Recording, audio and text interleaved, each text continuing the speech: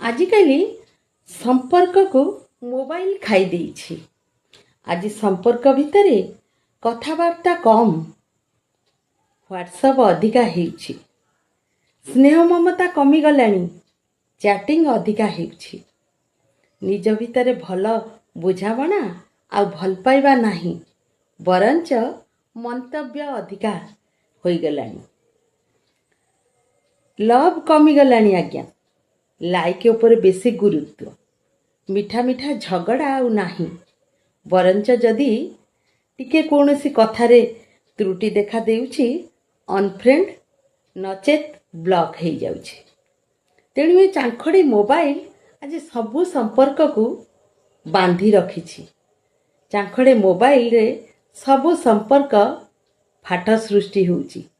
हुए तो टेक्नोलोजी पई मोबाइल बहुत आगे छी,